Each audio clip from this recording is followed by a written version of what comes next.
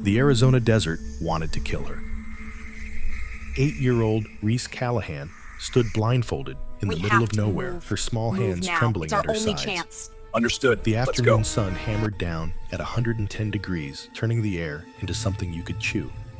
Sweat soaked through her thin cotton shirt and pooled in the small of her back. She could taste salt on her packed lips. Somewhere behind her boots crunched on the gravel. 47 pieces, her grandfather's voice rolled across the sand like distant thunder. 3 different rifles. I've scattered them in a 20-foot radius around you. I'm here with you. Reese swallowed hard. Thank you. It means Her everything. throat felt like sandpaper. You have until sundown to build me one working weapon.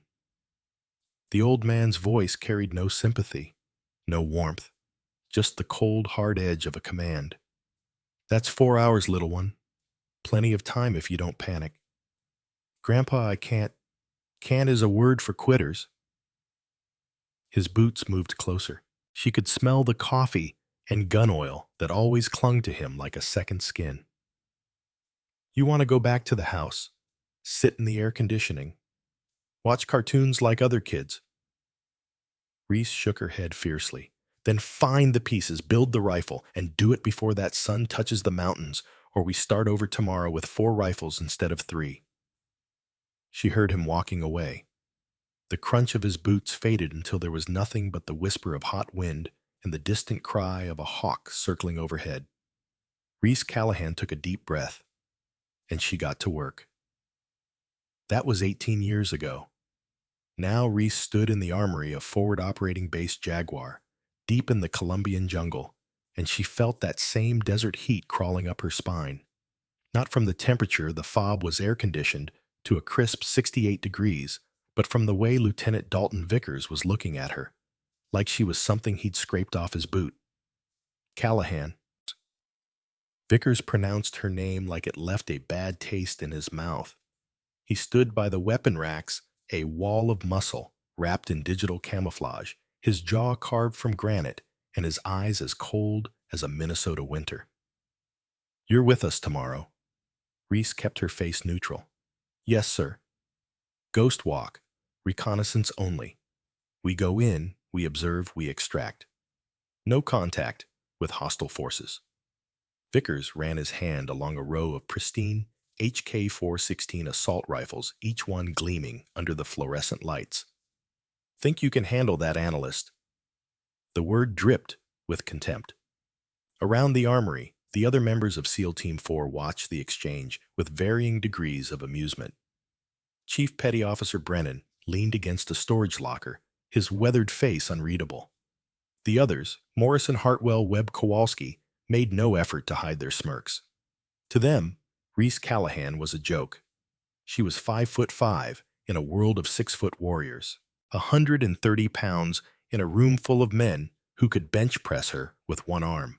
She'd been attached to the team 3 weeks ago as an intelligence specialist, brought in for her fluency in Spanish and her expertise in cartel communication patterns. But to the door kickers, the pipe hitters, the men who lived and breathed combat, she was dead weight. Excess baggage, a liability waiting to happen. I can handle it, sir, Reese said evenly. Vickers swallowed. It was the kind of smile a wolf gives a rabbit right before the chase begins. He reached up to the top rack and pulled down a rifle. Even from 5 feet away, Reese could see it was wrong. The finish was worn down to bare metal in patches. The stock had a hairline crack running along the grip. When Vickers turned it over, the bolt carrier group rattled loosely, a sound that made Reese's stomach tighten. This one's yours. He tossed it to her. Reese caught it, nearly stumbling under the sudden weight combined with her gear. The rifle felt wrong in her hands. Unbalanced. Sick. She pulled back the charging handle and inspected the chamber. The inside was dry and gritty, coated with a film of carbon buildup that looked like it hadn't been cleaned in months. She checked the extractor, the small claw responsible for pulling spent casings from the chamber, and felt her heart sink. The extractor spring was bent. Not badly, not obviously, but enough. Under rapid fire, it would fail to grip the casing properly. The spent round would stay lodged in the chamber, while the next round tried to feed in behind it. A jam. Guaranteed. Sir? Reese kept her voice steady, professional. The extractor spring on this unit is compromised. It's going to fail under rapid fire. The armory went dead silent. The other men exchanged glances. A few of them chuckled low and mean. Vickers stepped closer. He towered over her, close enough that she could see the individual pores on his nose, the small scar above his left eyebrow, the absolute contempt swimming in his pale blue eyes. You're an analyst, Callahan. His voice was soft, dangerous. You read maps. You intercept radio chatter. You sit in air-conditioned rooms and drink coffee while real operators do the actual work. He leaned in closer. You don't tell me about hardware? Lieutenant, with respect, this is what's left. Vickers cut her off with a gesture at the weapon racks.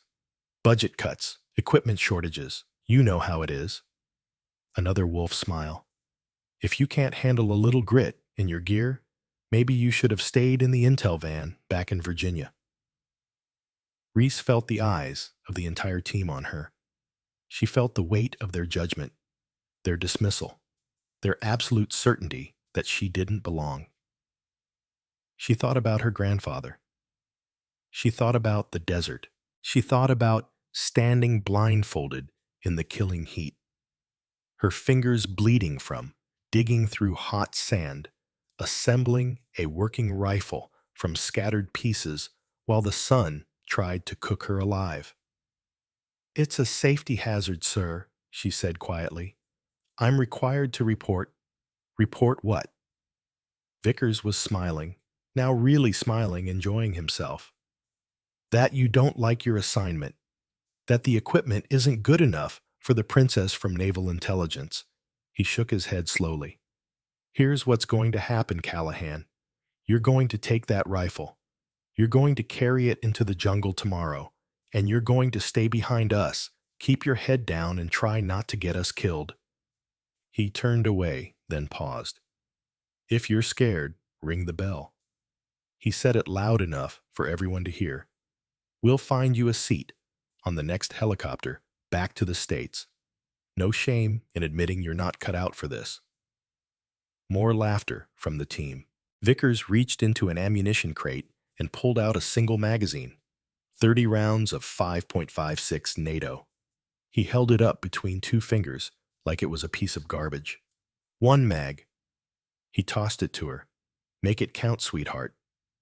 That night, Reese lay on her cot in the tiny corner of the barracks they'd assigned her, segregated from the rest of the team by a hanging sheet that did nothing to block sound, and stared at the water-stained ceiling. She could hear them talking, laughing. Someone was doing an impression of her voice, high and whiny. The extractor spring is compromised, sir. It's a safety hazard, sir. More laughter. She's going to get somebody killed out there, Webb said.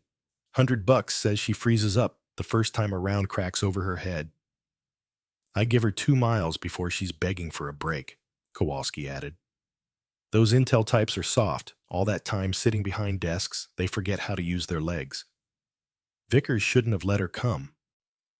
This voice was quieter, more serious. Brennan, she's not trained for this. If things go sideways, things aren't going to go sideways. Vickers confident and dismissive. It's a ghost walk, in and out. The hardest part of her day is going to be keeping up. Reese closed her eyes. She'd heard it all before. Different teams, different missions, different men, but always the same words. Soft, weak, liability, princess. They saw her silence as submission. They saw her compliance as fear. They saw her small frame and quiet voice and assumed she was everything they expected her to be. They didn't know about the weekends. They didn't know about the summers. In Arizona, when most kids were at baseball camp or swimming pools, and she was in the desert with a blindfold over her eyes and rifle parts scattered in the sand. They didn't know about Master Gunnery Sergeant Emmett Callahan. Her grandfather had been a ghost before ghosts had a name. In the frozen hills of Korea, 1952, a young Marine sniper named Emmett Callahan had done things that still weren't in any official record. He'd walked through Chinese lines like a shadow appearing and disappearing, leaving nothing but bodies and fear in his wake. The enemy soldiers had a name for him. They called him the Demon of Chosen, though Emmett himself never used that title. After Korea, he'd vanished into the classified world of Cold War operations. He spent 3 decades doing work that would never be acknowledged in places that officially didn't exist, eliminating targets whose names were redacted from every document. He retired in 1985 with a chest full of medals he couldn't talk about and a head full of memories he couldn't forget. And then his daughter had given him a granddaughter. "You're small," Emmett had told 8-year-old Reese the first time she asked to learn. "That's good. Small is quiet. Small is fast. Small means people underestimate you." He'd knelt down, his old knees creaking, and looked her straight in the eyes. "The world is full of big men with loud voices who think strength is about muscles and size. They're wrong. Strength is about will.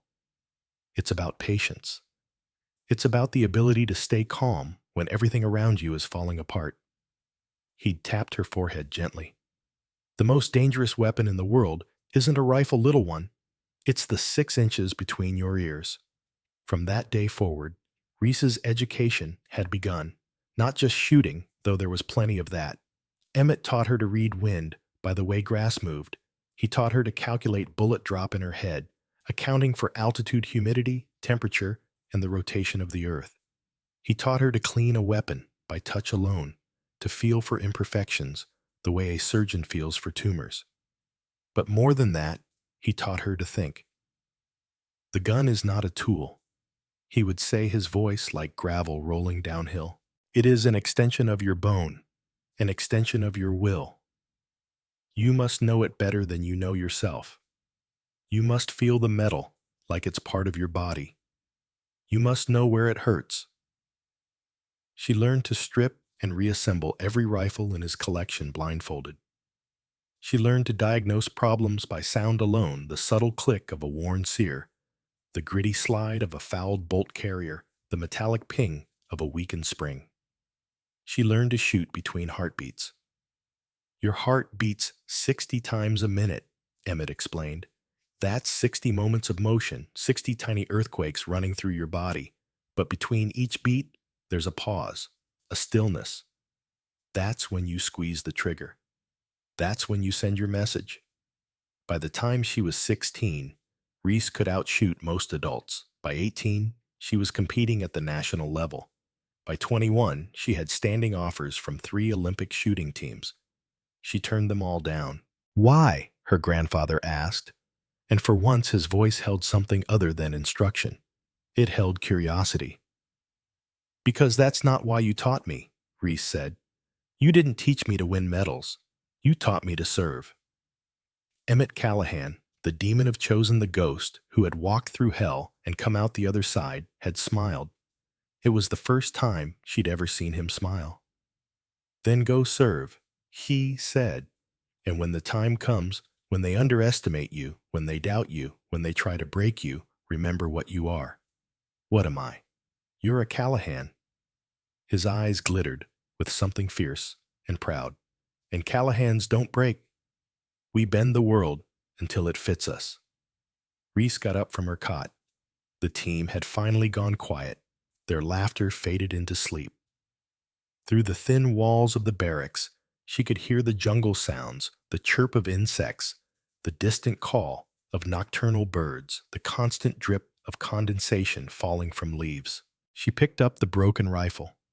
In the dim light of her corner, she began to examine it properly. Not just a quick inspection this time, but a thorough, systematic evaluation. Her fingers moved over the weapon, like a surgeon's hands exploring a patient. The extractor spring was worse than she'd thought. Not just bent fatigued, metal crystallization at the stress points. It had maybe 300 rounds left in it before catastrophic failure, probably less under jungle conditions. The bolt carrier group was loose, because two of the gas rings were cracked. The gas system itself was partially clogged with carbon, which would cause cycling issues. The firing pin showed signs of wear that suggested it had been dry-fired repeatedly. This wasn't bad luck. This wasn't budget cuts. Vickers had deliberately chosen the worst rifle in the armory. He had hand-picked a weapon designed to fail. In short, the rifle was a disaster. But it was the disaster she'd been given. Reese thought about the desert. She thought about those 47 pieces scattered in the sand. She thought about her grandfather's voice.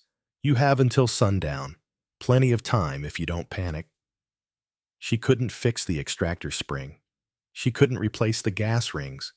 She couldn't undo the damage that neglect and abuse had inflicted on this weapon. But she could work with what she had. From her personal kit, she pulled out a small bottle of CLP cleaning, lubricating, and protecting solution. She'd acquired it from the helicopter mechanic earlier that day, trading a favor she'd have to repay later. The mechanic hadn't asked why a naval intelligence analyst needed gun oil.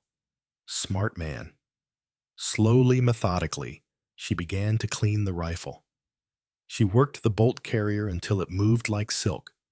She flushed the gas tube with solvent until the carbon deposits broke free. She applied oil to every friction point, not too much, because excess lubricant attracted dust, but just enough to give the damaged components a fighting chance. The extractor spring was still compromised. Nothing she could do about that, but she could work around it. If she kept the chamber clean and wet, the spent casings would eject more easily. If she didn't fire too rapidly, she could give the weakened spring time to recover between shots. And if a jam occurred, when a jam occurred, she knew exactly how to clear it. Tap, rack, reassess. Her grandfather had drilled it into her 1,000 times. "Malfunctions happen," he'd said. "Even the best weapons fail. The difference between a professional and an amateur is what happens in the 2 seconds after that failure. Amateurs panic. Professionals adapt." Reese finished her work as the first gray light of dawn began to filter through the barracks windows. She hadn't slept. Her eyes burned with fatigue, and her fingers ached from hours of repetitive motion. But the rifle was as ready as she could make it. Now, she just had to survive the men who wanted her to fail. The morning briefing was short and brutal. "Simple reconnaissance," Vickers said, pointing to a map of the target area. "Colombian jungle, approximately 15 kilometers from the Peruvian border. We've got reports of cartel activity, possible drug processing facility, possible weapons cache. Our job is to get eyes on confirm or deny and extract." He looked around the room at his team. His gaze passed over Reese like she wasn't there. "Standard formation. Morrison on point, Brennan at rear. Kowalski carries the heavy kit. Webb handles comms. Hartwell runs overwatch with the long gun." A pause. "Callahan walks center, carries the extra radio batteries." Morrison whistled. "That's 40 extra pounds, Lieutenant." "She wanted to come." Vickers shrugged. "She can carry her weight." Reese said nothing. She felt the familiar weight settling onto her shoulders, not just the equipment, but the expectation of failure. The hope barely concealed in their eyes that she would quit. The extra 40 pounds was intentional. Everyone knew it. This wasn't just a mission. It was a test, a gauntlet. Break the woman, watch her fail, send her home in shame. Brennan caught her eye across the room. His weathered face was unreadable, but something flickered there, concern maybe, or pity. He was the oldest member of the team, a 20-year veteran with more deployments than he could count. Unlike the others, he hadn't laughed at her, hadn't participated in the jokes, but he hadn't defended her either. Reese looked away. She thought of her grandfather. She thought of the desert. She thought of the words he'd spoken when she'd finally assembled that working rifle, hands bloody and face streaked with tears and sand. Pain is information, Emmett had said, taking the rifle from her trembling hands and cycling the action smooth, clean, perfect. It tells you what you can survive.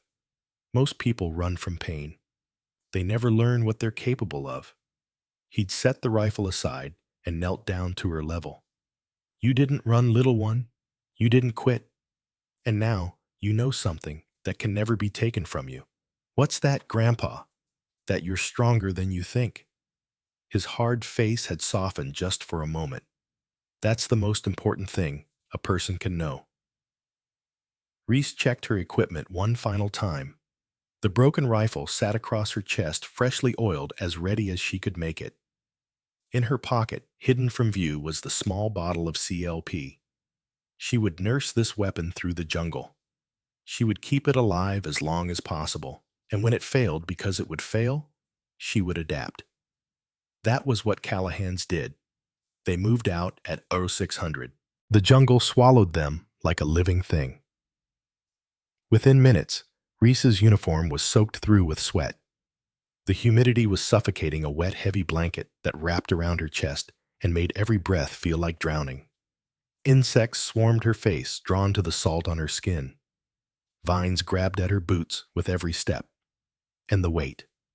God, the weight. 40 extra pounds of radio batteries strapped to her already heavy pack.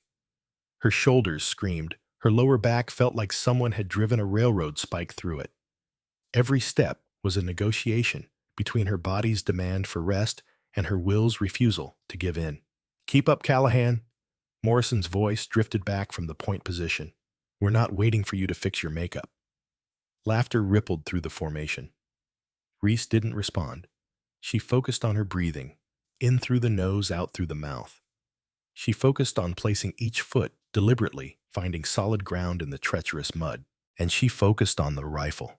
Even as they marched, her fingers moved over the weapon constantly. She felt for changes in the bolt carrier's resistance. She checked the chamber by touch, making sure it stayed clean. She kept a mental count of how long since she'd last applied oil. The jungle wanted to kill this gun almost as much as Vickers did. Humidity was a weapon's worst enemy. It worked into every crevice, every tolerance, every gap. It swelled wooden stocks and corroded metal. It turned lubricant into sludge and made precision parts grind against each other. Reese wouldn't let it win. During a brief water break, while the others checked their equipment and exchanged crude jokes, she knelt behind a tree and quietly ministered to her rifle. A drop of oil on the bolt. A wipe of the chamber with a cleaning patch she'd hidden in her sleeve. A quick function check of the extractor. Still compromised. Still dangerous. But still functional. What are you doing? Reese looked up. Brennan stood over her, his canteen in hand, his expression curious. Maintaining my weapon, Chief. With what? He'd noticed the oil bottle in her hand. That's not standard issue. No, Chief, it's not. Brennan studied her for a long moment. His eyes moved from the bottle to the rifle to her face. Something shifted in his expression, a subtle change that Reese couldn't quite read. That weapon's a piece of junk, he said quietly. Vickers pulled it from the disposal pile. It was scheduled for decommissioning. I know, Chief. You knew. A frown. And you didn't report it? I did report it. Lieutenant Vickers told me to handle it. Brennan's jaw tightened. He glanced back toward where Vickers was conferring with Morrison, then looked at Reese again. That rifle's going to jam on you. You know that, right? First time you need it, it's going to fail. Reese met his eyes steadily. Then I'll clear the jam, Chief. You can't clear a broken extractor in the middle of a firefight. Watch me. Something flickered in Brennan's weathered face. Not pity this time. Something else. He reached into his cargo pocket and pulled out a spare magazine. 30 rounds. He held it out to her. Vickers only gave you one mag, he said. That's not enough for a recon patrol. Reese stared at the magazine, then at Brennan. Chief, take it. His voice was gruff, uncomfortable. And keep your head down out there, Callahan. I've lost enough teammates. I don't need to lose another one. because some officers got a point to prove. He walked away before she could respond. Reese looked at the magazine in her hands. 30 extra rounds, not much, barely a few seconds of sustained fire. But from a man who had given her nothing but silence since her arrival, it felt like something more. She slipped the magazine into a hidden pocket and rejoined the formation. The jungle pressed in around them. The sky darkened. Somewhere in the distance, thunder rolled across the mountains like a warning. And Reese Callahan marched on, carrying her broken rifle and her dead weight and her grandfather's voice in her head. The real test isn't what happens when everything goes right. The real test is what happens when everything goes wrong. Everything was about to go very, very wrong. The jungle erupted. One moment, there was nothing but the suffocating green silence and the endless drip of moisture from the canopy above. The next moment, the world exploded into chaos. The first RPG screamed out of the tree line and detonated against a mahogany trunk 15 feet from Morrison's position. The blast wave picked him up and threw him backward like a rag doll. Splinters of wood, the size of kitchen knives, sprayed through the air, shredding leaves and flesh alike. Then the machine guns opened up. Reese hit the dirt before her conscious mind registered what was happening. 18 years of training took over, driving her body into the mud while her brain was still processing the thunder of automatic weapons fire. Bullets chewed through the vegetation above her head, ripping leaves apart and sending chunks of bark spinning through the humid air. Contact left, contact left. Brennan's voice cracked over the radio, raw and desperate. Multiple hostiles 50 meters. More gunfire, more explosions. The cartel militia had them boxed in, firing from 3 directions at once. This wasn't a chance encounter. This was a carefully planned ambush executed with military precision. They had walked straight into a kill zone. Reese pressed herself flat against the jungle floor. The mud was cool against her cheek, a strange contrast to the heat of fear burning through her veins. Around her, the SEAL team was scrambling for cover, returning fire in short, controlled bursts. But they were outgunned, outnumbered, and completely exposed. "How many?" Vickers shouted into his radio. "I count at least 30. Webb's voice came back, pitched high with adrenaline. "Maybe more in the trees. 30 hostiles. Maybe more. Against 6 operators and 1 intelligence analyst with a broken rifle. The odds were overwhelming." Reese's hand found her weapon. She could feel the familiar weight of it, the cool metal slick with jungle moisture. She thought about the compromised extractor spring, the cracked gas rings, the 100 small failures waiting to happen inside that damaged mechanism. She thought about her grandfather's voice. Malfunctions happen. The difference between a professional and an amateur is what happens in the 2 seconds after that failure. She pushed up onto one knee, brought the rifle to her shoulder, and acquired a target. A cartel fighter was advancing through the tall grass on their left flank, his AK-47 spitting fire. Reese centered her front sight on his chest, took a breath, and squeezed the trigger between heartbeats. Click. The most terrifying sound a soldier can hear in combat. No bang, no recoil, no round downrange, just that hollow, empty click of a firing pin striking nothing but dead air. The rifle had jammed. The extractor had failed to pull the spent casing from the chamber, leaving a live round trapped behind a dead one. Exactly as she had predicted. Exactly as Vickers had intended. Time slowed down. Reese saw the cartel fighter turn toward her position, saw his weapon swinging around, saw death coming for her in the form of 7.62 millimeter rounds. And she heard Vickers laughing. Not out loud, not really, but she could feel it. That smug, satisfied certainty radiating from him somewhere behind her. The confirmation of everything he believed. The proof that she was exactly what he had always said she was. Weak, useless, a liability. Reese Callahan felt something shift inside her chest. It wasn't anger. It wasn't fear. It was something colder and harder and infinitely more dangerous. It was the same cold fire she had discovered in herself at 8 years old when her grandfather first taught her that surrender was not an option. It was refusal. Her hands moved, not with panic, not with desperation, with the precise economical movements her grandfather had drilled into her over 10,000 repetitions. Tap, rack, assess. She slapped the magazine to ensure it was seated. She racked the charging handle, but the bolt wouldn't move. The jam was too severe. The spent casing was wedged in the chamber at an angle blocking everything. Standard clearance wouldn't work. Reese adapted. She angled the rifle sideways, letting gravity assist.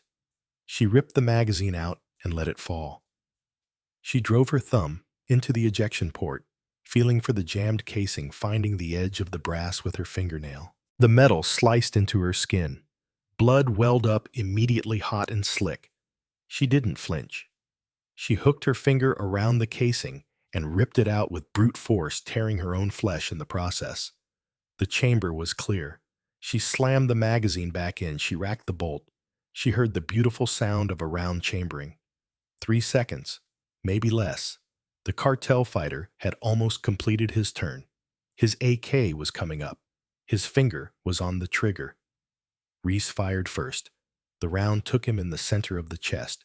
He staggered backward, surprise frozen on his face, and collapsed into the tall grass. But Reese wasn't done. She understood her weapon now. She knew its rhythm, its limitations, its breaking points. The damaged extractor would hold for approximately 3 rounds before failing again. 3 shots. Then another jam. Then another clearance. She had to make every bullet count. Her eyes swept the left flank. 4 more fighters were pushing through the vegetation, trying to outflank the pinned-down SEALs. They were moving fast, professional, coordinated.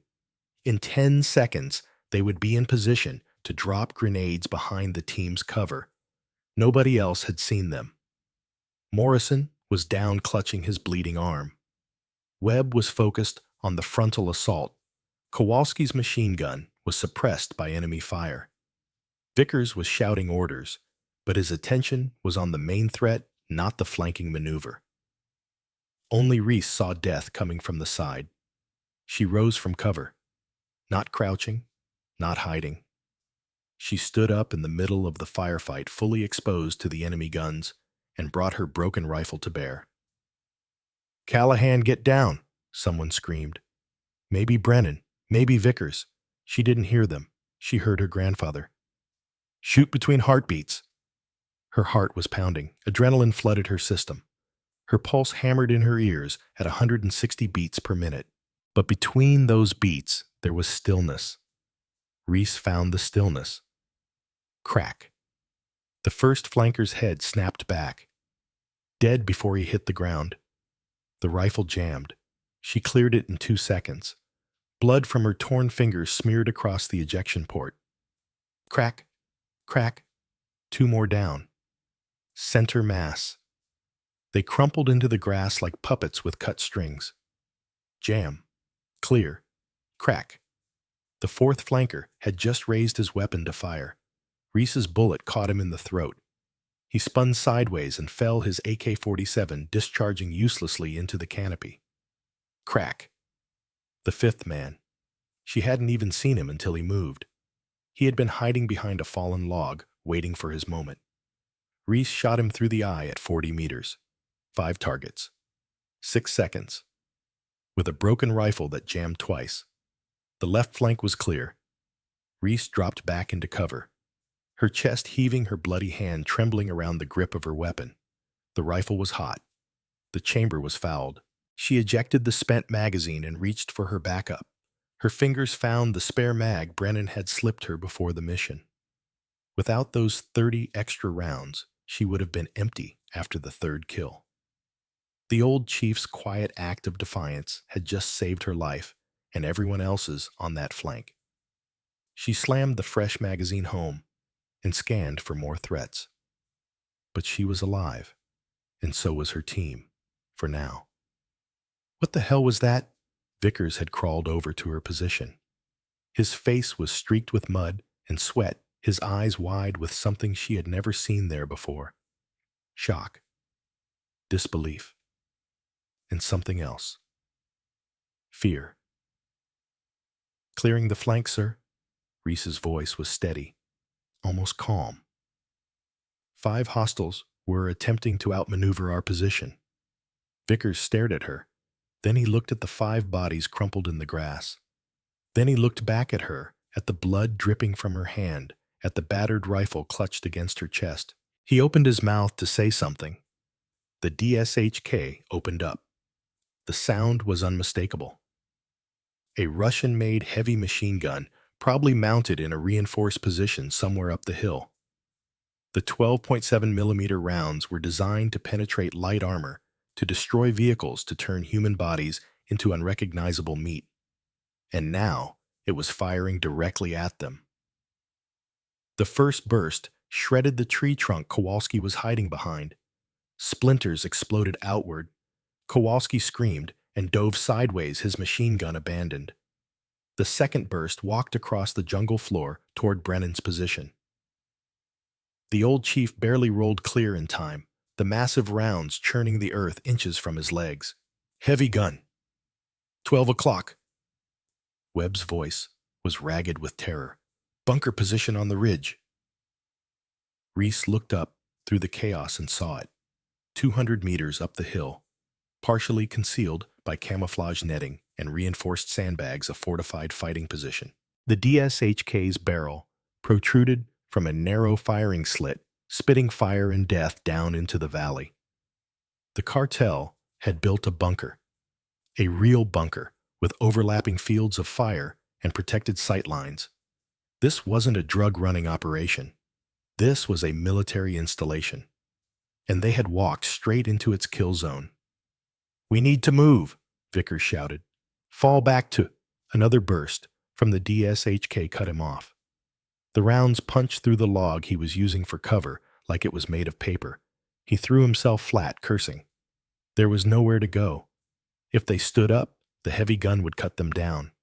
If they stayed, the infantry would flank them again. They were trapped in a crossfire with no extraction and no support and ammunition running low. "I can't get a shot." Hartwell, the team's sniper, was pressed against a boulder, his rifle clutched uselessly to his chest. He's dug in too deep. "I can't see the operator through that slit." Reese looked at the bunker. 200 meters. Uphill, through dense vegetation. A 4-inch firing slit, barely visible through the camouflage. She looked at her broken rifle. It wouldn't make that shot. The barrel was too fouled, too warped from heat and neglect. At 200 meters, she'd be lucky to hit the bunker at all, let alone thread a round through a gap the width of her hand. She needed a different weapon. She needed the sniper rifle. Brennan was 10 feet to her left, bleeding from a gash across his forehead, but still functional. His eyes met hers across the chaos. "Chief," Reese had to shout over the thunder of gunfire, "I need to borrow something." Brennan looked at her bloody hand, at the broken rifle, at the 5 bodies she had dropped on the flank. "You're insane," he said. "Probably." Reese started crawling toward the sniper's position. "Cover me." Brennan hesitated for half a heartbeat. Then he swung his weapon toward the tree line and opened fire, creating a wall of suppression that let Reese move. She reached Hartwell in 3 seconds. The young sniper was maybe 25, with wide eyes and shaking hands. This was supposed to be a ghost walk, a simple reconnaissance. He had never expected to be pinned down by a heavy machine gun, with death closing in from every direction. "Give me the rifle." Reese didn't ask. She commanded. Hartwell blinked at her. "What?" "The MK-11. Give it to me, now." "You can't." He looked at the bunker, at the firing slit, at the impossible shot. "Lady, nobody can make that shot. It's 200 meters through vegetation, with a 4-inch window. The angle is—" Reese grabbed the rifle out of his hands. The MK-11 was a beautiful weapon. 7.62 NATO 20-round magazine, effective range of 800 meters in the right hands. It felt solid and true against her shoulder, a stark contrast to the broken piece of junk she had been carrying. She didn't check the scope. She didn't use the bipod. She didn't take a supported position. She stood up. Callahan. Multiple voices screamed her name. Get down! Get down! The DSHK operator saw her. She could feel his attention shift, feel the massive barrel swinging toward her position. In 2 seconds, maybe 3, a burst of 12.7 millimeter rounds would tear her body apart. She had one shot. Reese blocked out the chaos. She blocked out the screaming, the gunfire, the fear. She blocked out Vickers and the team and the cartel fighters in the trees. She went to a place deep inside herself, a place her grandfather had shown her in the Arizona desert, a place where nothing existed except the rifle and the target and the space between heartbeats. She felt the humidity in the air, 93%. The bullet would fly slightly faster in the thick atmosphere, but it would also drop more due to the increased drag. She calculated the adjustment in her head. She felt the wind on her cheek, 3 miles per hour from the southeast. Barely enough to matter at this range, but she compensated anyway. A quarter-inch left. She felt the uphill angle, 20 degrees. The bullet would impact high if she aimed center mass. She adjusted her point of aim to the lower edge of the firing slit. She felt her heart pounding in her chest. Thump, thump, thump. And between the beats in that infinitesimal moment of stillness, she squeezed the trigger. The rifle bucked against her shoulder. The round screamed across 200 meters of jungle, punching through leaves and branches, rising on its ballistic arc before dropping toward the bunker. It passed through the 4-inch firing slit like thread through a needle, and it struck the DSHK operator directly between the eyes. The heavy machine gun fell silent. For a moment, nobody moved. The jungle held its breath.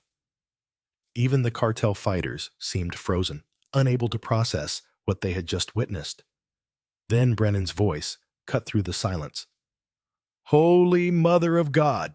The spell broke. Vickers was on his feet, shouting orders. Push forward! Before they regroup, move, move, move! The team surged up the hill. Without the heavy gun to pin them down, the surviving cartel fighters began to scatter. They had expected an easy slaughter, trapped prey in their carefully designed kill zone. They hadn't expected a woman with a broken rifle to drop 5 men in 6 seconds and then thread a bullet through an impossible gap to kill their heavy gunner. They ran. The SEALs pursued, eliminating the remaining hostiles with brutal efficiency. Within 3 minutes, the ambush was over. The jungle fell quiet again, the silence broken only by the moans of wounded men and the distant cry of startled birds. Reese stood alone in the middle of the kill zone, the sniper rifle still clutched in her hands. Her finger was still bleeding. Her heart was still pounding. Her entire body trembled with the aftershocks of adrenaline and terror and something else. Triumph. She had done it. She had taken the broken rifle Vickers had given her, the weapon designed to make her fail, and she had turned it into a tool of survival. She had killed 5 men with a gun that jammed twice. She had made an impossible shot that no one believed could be made. She had proven them all wrong. But as the adrenaline faded, and the reality of what she had done began to sink in, Reese felt no joy, no satisfaction, only a hollow exhaustion, and the weight of lives taken on her conscience. This was what her grandfather had trained her for. This was the purpose of all those summers in the desert, all those hours of blindfolded practice, all that pain and blood and determination. Not glory, not recognition, survival. Brennan appeared at her side. Blood still trickled from the gash on his forehead, mixing with sweat and mud to paint strange patterns across his weathered face. He looked at her with an expression she had never seen before. Respect, real respect, earned in blood and fire. That shot, he said quietly. I've been in this business for 20 years. I've never seen anything like that. Reese didn't respond. She was staring at the bunker up the hill, at the silent DSHK, at the body of the man she had killed with a single perfect round. "Where did you learn to shoot like that?" "My grandfather." The words came out automatically, without thought. "Master Gunnery Sergeant Emmett Callahan. He was a scout sniper in Korea." Brennan's eyes widened. "Emmett Callahan, the demon of Chosen?" Reese looked at him sharply. "You know that name. Know it." Brennan let out a sound that was half laugh, half disbelief. "Lady, everyone who's ever held a rifle in the United States military knows that name. Your grandfather is a legend." He shook his head slowly. "And apparently, legends run in the family." Reese said nothing. She looked down at her bloody hand, at the torn skin and the drying crimson stains. She thought about the men she had killed. She thought about the moment when everything had gone silent inside her head and nothing existed except the shot. She thought about her grandfather's words spoken so many years ago in the Arizona desert. "When they underestimate you, when they doubt you, when they try to break you, remember what you are." "What am I?" she had asked. "You're a Callahan, and Callahans don't break." Vickers approached. His face was unreadable. The arrogance was gone, replaced by something harder to identify. He stopped 5 feet away and stood there looking at her, looking at the rifle in her hands, looking at the 5 bodies on the flank, looking at the silent bunker on the ridge. That was... He stopped, swallowed, started again. "How did you..." Before he could finish, Webb's voice crackled over the radio. "Evac inbound. 2 minutes to extraction. All personnel move to LZ Alpha." Vickers closed his mouth. Whatever he had been about to say, it would have to wait. The team began moving toward the extraction point. Reese fell in with them, the sniper rifle still cradled in her arms. She noticed that no one told her to walk in the center anymore. No one made jokes about her makeup or her weak legs or her inability to keep up. They gave her space. They gave her silence. They gave her respect. But as they moved through the jungle toward the sound of approaching helicopters, Reese caught Vickers looking at her. His expression was complex, layered with emotions she couldn't quite parse. Shame, maybe, or guilt, or perhaps something even more difficult to acknowledge. He had tried to break her. He had given her a weapon designed to fail, and a burden designed to crush. He had set her up to die in this jungle.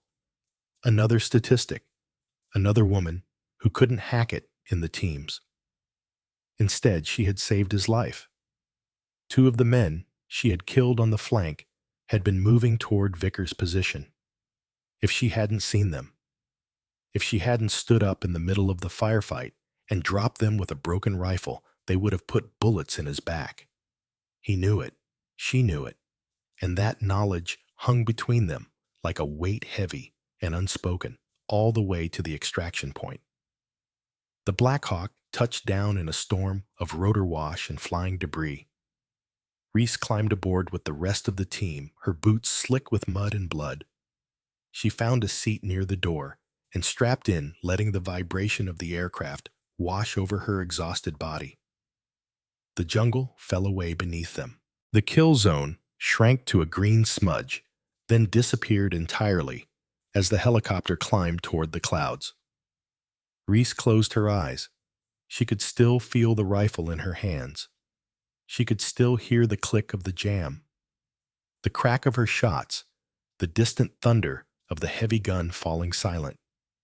She could still feel her grandfather's presence like a ghost standing at her shoulder, nodding with grim approval. "You proved you can shoot," his voice whispered in her memory. "The real question is, can you lead when they finally see you?" Reese didn't know the answer to that question, but for the first time in 3 weeks, she thought she might have a chance to find out. The helicopter carried them home through the gathering clouds. And somewhere below, in a jungle already beginning to reclaim its dead, 6 men lay where a woman with a broken rifle had taught them the last lesson they would ever learn. Never underestimate a Callahan. The helicopter was silent. No one spoke. No one joked. No one exchanged the usual post-mission banter that followed a successful extraction. The Black Hawk's rotors beat a steady rhythm overhead, filling the cabin with white noise, but beneath that mechanical thunder, there was nothing but the weight of what had just happened. Reese sat near the open door, her boots dangling over the jungle canopy 3,000 feet below. The wind whipped at her face cold and clean after the suffocating humidity of the valley. She watched the green carpet of trees scroll past beneath her each ridge and valley, looking exactly like the last and endless maze that had almost become her grave. Her hand throbbed where she had torn it clearing the jam. She had wrapped it in a field dressing, but blood was already seeping through the gauze, staining it a deep crimson that matched the sunset bleeding across the western sky. She didn't feel the pain anymore. She didn't feel much of anything. Around her, the SEALs sat in their jump seats, with their heads down, their weapons across their laps, their eyes fixed on the floor or the walls or their own bloody hands. These men who had laughed at her, mocked her, treated her like dead weight for 3 solid weeks, now could not meet her gaze. Every few seconds, one of them would steal a glance at her, a quick look, almost furtive, like they were trying to confirm that she was real, that what they had witnessed in that jungle had actually happened. 5 kills with a broken rifle, a 200-meter shot through a 4-inch slit, the heavy gunner dead before he could finish his turn. The numbers didn't make sense. The physics seemed impossible, but the bodies were real, and the silence in the helicopter was proof that even the most hardened operators could be shaken by something they couldn't explain. Morrison sat across from her, his wounded arm wrapped in bandages soaked through with blood. He had taken shrapnel from the first RPG blast, and the medic had dosed him with enough morphine to make his eyes glassy and unfocused. But even through the haze of drugs, he kept looking at Reese with an expression that mixed disbelief with something almost like fear.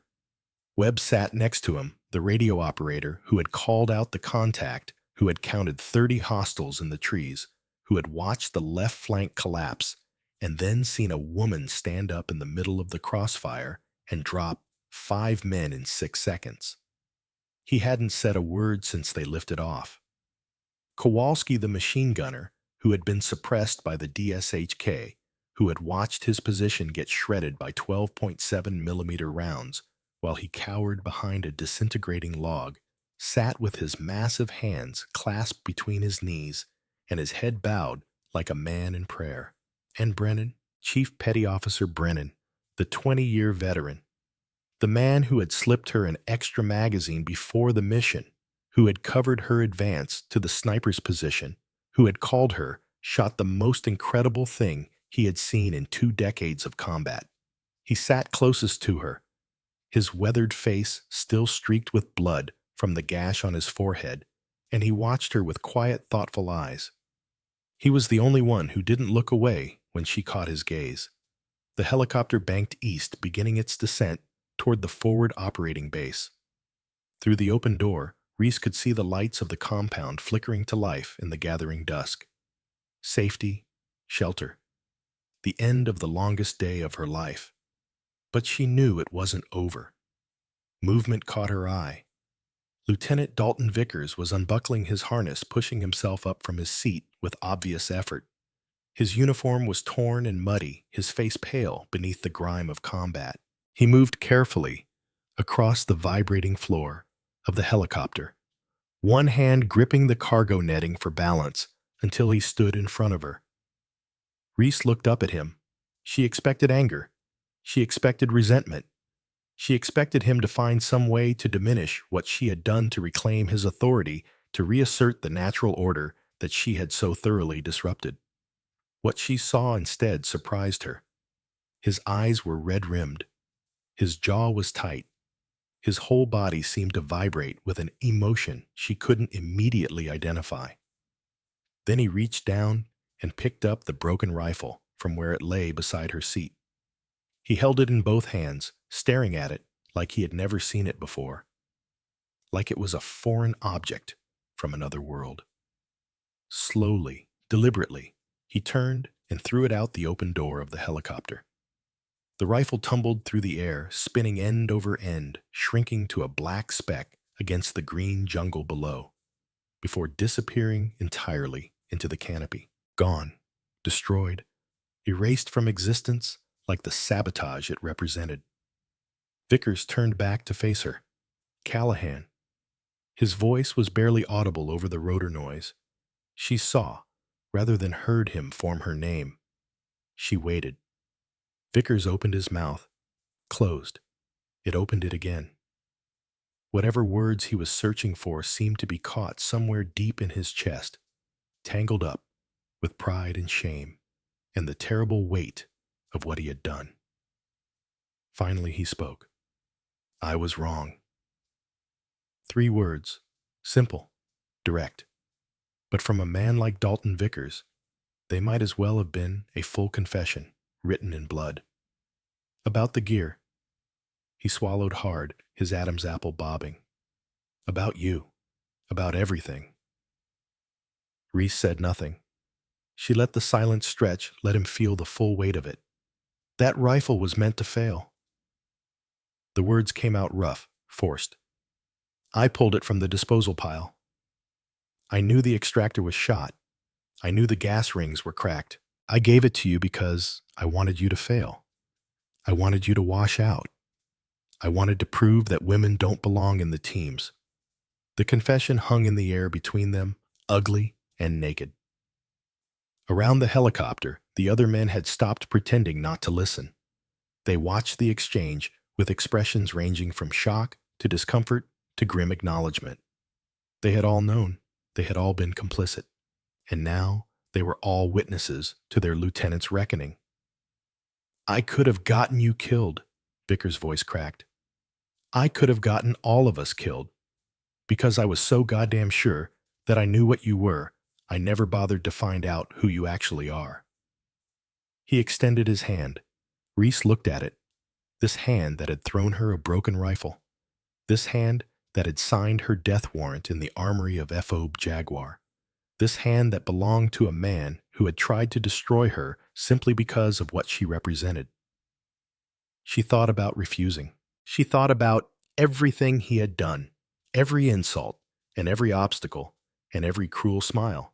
She thought about the way he had laughed when her weapon jammed, secure in the knowledge that his sabotage had worked. She thought about her grandfather. Revenge is a poison, Emmett Callahan had told her once long ago in the quiet of his Arizona workshop. You drink it, hoping it will hurt your enemy, but it only destroys you. The strongest thing you can do to someone who tried to break you is to show them that you're unbreakable. Forgive them, not because they deserve it, but because you refuse to carry their weight. Reese reached up and took Vickers' hand. His grip was firm but careful, like he was holding something precious that he didn't quite trust himself not to drop. Just doing my job, sir, she said. It wasn't forgiveness, not exactly, but it was a beginning. Vickers nodded once sharply and released her hand. He started to turn away, then stopped. Those 2 men, he said quietly, on the flank, the ones you dropped with your last rounds. What about them? They were coming up behind my position. His voice was barely a whisper now. I never saw them. If you hadn't stood up, if you hadn't taken that shot with a rifle that was jamming every 3 rounds, they would have killed me. You saved my life with a weapon I gave you to fail. He held her gaze for a long moment. I won't forget that, Callahan, ever. Then he turned and walked back to his seat, leaving Reese alone with the wind and the fading light and the weight of everything that had changed. The helicopter touched down at Fob Jaguar, just as the last sliver of sun disappeared behind the mountains. The team unloaded in silence, each man collecting his gear and moving toward the barracks with the heavy steps of exhaustion. Medical personnel rushed out to meet Morrison, loading him onto a stretcher and wheeling him toward the field hospital. Brennan paused at the edge of the landing pad, clutching his bandaged head, and a medic immediately began leading him toward treatment as well. Reese was the last one off the helicopter. She stood on the tarmac, the borrowed sniper rifle still cradled in her arms, and watched the organized chaos of a post-mission recovery unfold around her. Vehicles moved, radios crackled, officers shouted orders. But everywhere she went, people stopped and stared.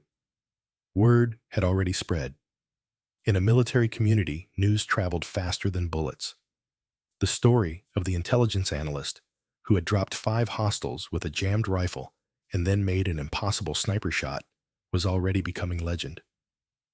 She could see it in the way people looked at her, the way they whispered to each other, the way they stepped aside to let her pass. She wasn't invisible anymore. Vickers caught up with her outside the armory. "Callahan, come with me." She followed him inside. The armory was quiet at this hour, the weapons racks standing in neat rows, like soldiers at attention. The smell of gun oil and cleaning solvent filled the air, familiar and comforting. Vickers walked to a locked cabinet at the back of the room. He produced a key from his pocket and opened it, revealing a row of brand new rifles, each one gleaming under the fluorescent lights. "MK-18 Mod 1? He said, pulling one from the rack. "Fresh from the factory. 0 rounds through it. Best weapon in the inventory." He held it out to her. Reese set down the borrowed sniper rifle and took the MK-18 in her hands. It was beautiful, perfectly balanced. The action was smooth as silk when she cycled at the trigger, crisp and clean. "It's yours," Vickers said. "Personally assigned. Nobody touches it but you." "Sir, I don't—" "You earned it." His voice was firm. "What you did out there today, that wasn't luck. That was skill. That was training. That was something that most operators never develop in their entire careers." He paused. "I spent 3 weeks trying to break you, and you know what I learned?" "What's that, sir?" "You can't break someone who's already been forged in fire." Reese thought about the lessons forged in Arizona heat, about the moment she first understood what it meant to be a Callahan. "My grandfather used to say that pain is information," she said quietly. "It tells you what you can survive." "Smart man?" "He was a Marine." Vickers smiled. It was a real smile this time, with no cruelty behind it. "That explains a lot, actually." "What unit?" "Scout snipers." Korea then classified work during the Cold War. His name was Emmett Callahan. Vickers' face went pale. "Emmett Callahan." He repeated the name slowly, like he was tasting each syllable. "The demon of Chosen. The ghost who walked through Chinese lines like they weren't even there. You know him. Know him." Vickers let out a sound that was half laugh, half disbelief. "Callahan? That man trained me 20 years ago when I was a green lieutenant who thought I knew everything. Your grandfather spent 6 months beating the arrogance out of me at a classified facility in Nevada. He was the hardest, meanest, most exacting instructor I ever had." He shook his head slowly. "And also, the best." Reese stared at him. "You trained with my grandfather. He never mentioned his family, never talked about anything personal. But he had this saying, something he repeated every time one of us screwed up. 'Callahans don't break. We bend the world until it fits us.'" Vickers met her eyes. "When you stood up in that firefight, when you cleared that jam and dropped those 5 men, I knew you had to be his." The revelation hung in the air between them, rewriting everything that had come before. "I spent 3 weeks trying to wash out the granddaughter of the man who made me the operator I am today." Vickers' voice was heavy with something that sounded almost like wonder. He must be laughing his ass off right now. Despite everything, Reese felt the corner of her mouth twitch upward. He doesn't laugh much, she said. But yeah, he'd probably appreciate the irony.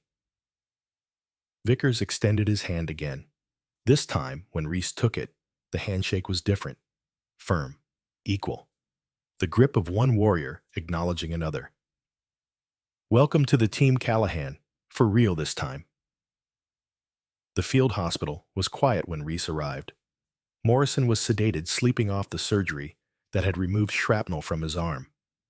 The other wounded had been treated and released. Only one bed was still occupied. Chief Petty Officer Brennan sat propped up against the pillows, his head wrapped in fresh bandages, an IV drip feeding fluids into his weathered arm. He looked older than he had that morning, like the day had added years to his already considerable burden. But when he saw Reese in the doorway, his tired face split into a genuine smile. "Ghost," he said, "get your ass in here." She walked over and sat in the chair beside his bed. "How's the head chief?" "Hard as ever. Takes more than a piece of shrapnel to crack this old skull." He shifted in the bed, wincing slightly. "Heard Vickers gave you the new MK-18. Word travels fast?" "Always does." Brennan studied her for a long moment. "You know what they're calling you now? The whole base is talking about it." "Calling me what?" "Ghost." The old chief's owl smile widened. "The ghost of Callahan, because you appeared out of nowhere, dropped 5 men, like they were nothing, made an impossible shot, and then vanished back into the smoke before anyone could figure out what the hell just happened." Reese shook her head. "I didn't vanish. I just... Doesn't matter what actually happened. What matters is the story. And the story is that SEAL Team 4 has a ghost now. A shooter so good she can kill you with a broken rifle and a prayer." Brennan's expression turned serious. "You earned that name today, Callahan. You earned it in blood. Don't let anyone take it from you."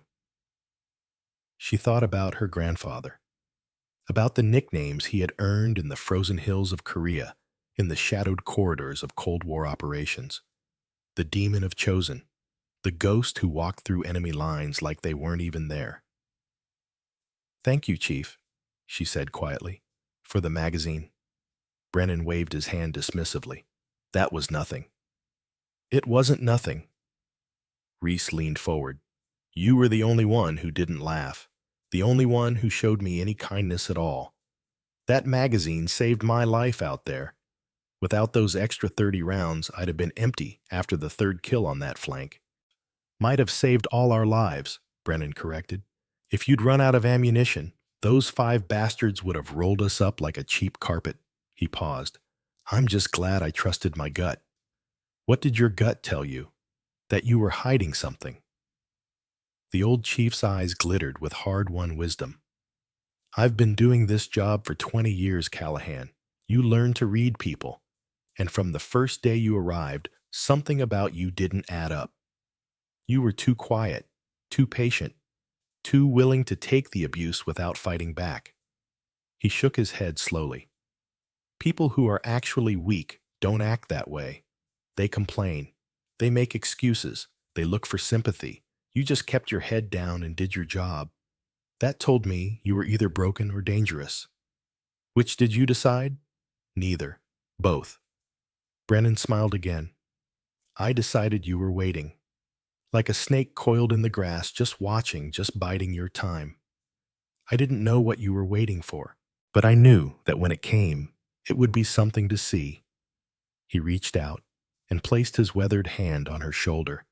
"Hell of a job, Ghost. You're a damn credit to your grandfather." The call came through at 2200 hours. Reese sat alone in her corner of the barracks. The hanging sheet was still there, still separating her from the rest of the team. But somehow, it felt different now. Less like a barrier, more like a door that had finally been opened. Her satellite phone buzzed, a number she knew by heart. She answered on the second ring. "Hey, Grandpa." There was a long pause. Then Emmett Callahan's voice came through rough as gravel and warm as a desert sunset. Heard you had an interesting day. Reese almost laughed. News travels fast. I still have friends in the community. Friends who call me when something unusual happens. Like my granddaughter standing up in the middle of a firefight and dropping 5 men with a jammed rifle before making an impossible sniper shot. Another pause. They say you cleared the malfunction in under 3 seconds. That true? Yes, sir. Using the technique I taught you. Tap rack assess. Then manual extraction when the casing wouldn't clear. Reese looked down at her bandaged hand. Cut my finger pretty bad. Pain is information, Emmett said. Tells you what you can survive. I know, Grandpa. Silence on the line. Then quietly, I'm proud of you, little one. The words hit her harder than she expected. In all the years of training, all the hours of practice, all the blood and sweat and tears she had poured into becoming the shooter her grandfather had shaped her to be, she could count on one hand the number of times he had said those words. Thank you, Grandpa. Don't thank me. You did the work. You faced the test. You proved what you're made of.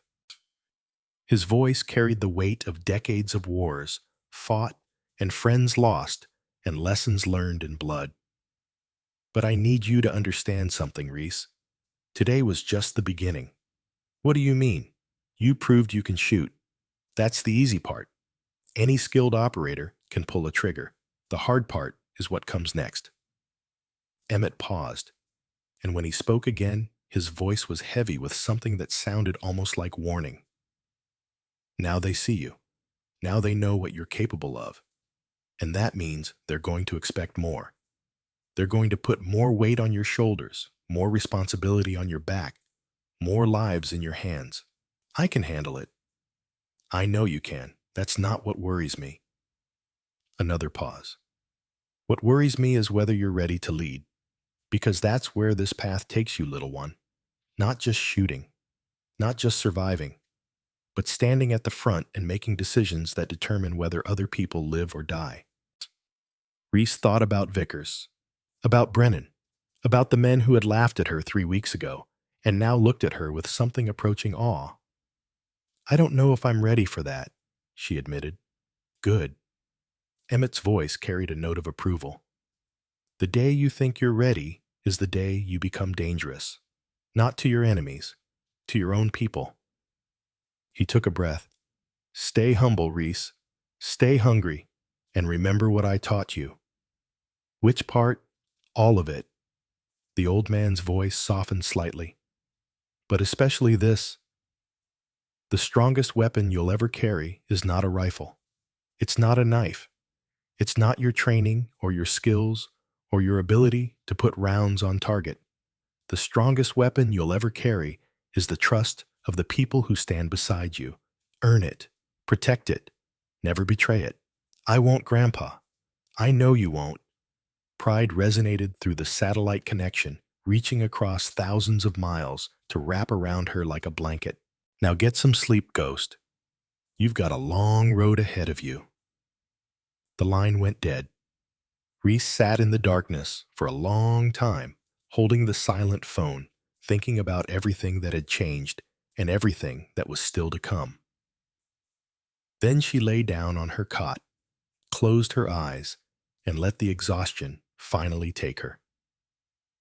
The next morning, Reese walked into the team briefing room and found every seat taken except one, the chair at the front of the table, right next to Lieutenant Vickers. The men of SEAL Team 4 looked up as she entered. Morrison, his arm in a sling, but his eyes clear. Webb no longer avoiding her gaze. Kowalski, who nodded once with something that looked almost like deference. Hartwell, the young sniper who watched her with undisguised admiration. And Brennan, his head still bandaged, smiling his knowing smile. Callahan, Vickers gestured to the empty seat. Sit down. We've got a new mission briefing. She sat. Vickers tapped a control, and a map appeared on the screen behind him. A different jungle. A different valley. A different set of targets. Intel suggests a high-value target is moving through this region in the next 48 hours. We've been tasked with interdiction." He looked around the table, his gaze finally settling on Reese. "Given recent events, I've restructured our tactical approach. Callahan will be designated marksman for this operation. Official position, not attached support." The room was silent. "Any objections?" Vickers asked. Nobody spoke. "Good." The lieutenant allowed himself a small smile. "Then let's get to work. Ghost, you're on Overwatch. Show us what you've got." Reese looked around the table at the men who had once wanted her to fail. Men who had laughed at her, mocked her, dismissed her as dead weight. Men who now waited for her input with something that looked almost like anticipation.